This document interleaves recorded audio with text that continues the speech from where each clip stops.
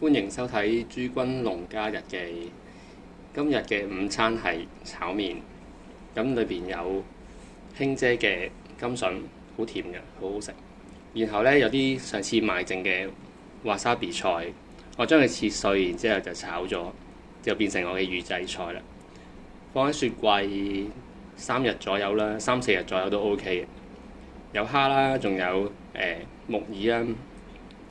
木耳梗係唔係大陸嗰啲啦，因為啱啱有個新聞話大陸啲木耳超標農藥得好犀利。咁呢個肉呢，唔係真係豬肉嚟嘅，係一啲大豆肉嚟嘅，食落去其實同豬肉冇乜分別。平時呢，我咧中意行呢邊去搭車，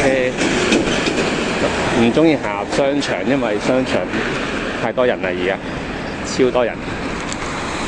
仲有咧，呢度好特別嘅，呢度以前其實係一個海嚟嘅，填海填到咧冇晒。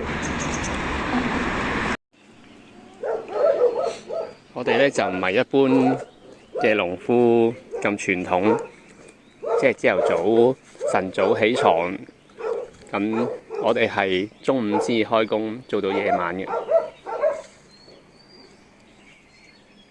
啲車厘企陣間可以摘得啦。呢款黃色嘅好好食，種子係日本訂過嚟，而呢款係今年第一次試種嘅紫色。因為上年嗰隻紫色好食就好食，不過好容易爆。呢款又聲稱冇咁容易爆，同埋好大粒，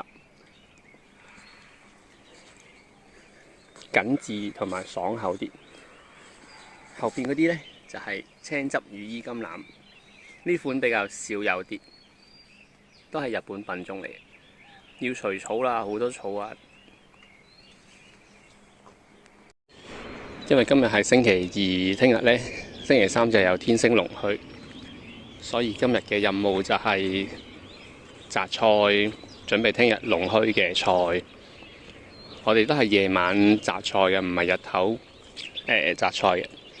因為據講夜晚摘菜嘅好處就係硝酸鹽嘅含量會比較低。菠菜好好賣啊，但係我唔夠賣。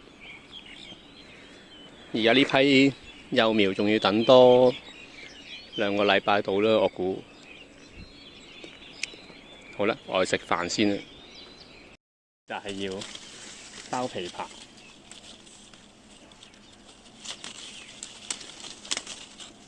咁咧，呢度好多果咁樣，我哋就要留低3隻，其他全部都要摘走晒佢。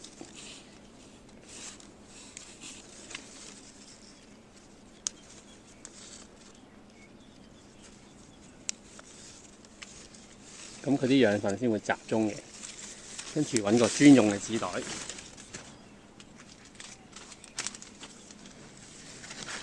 笠住佢，咁佢就唔會俾蟲食晒，同埋咧就唔需要農藥都得。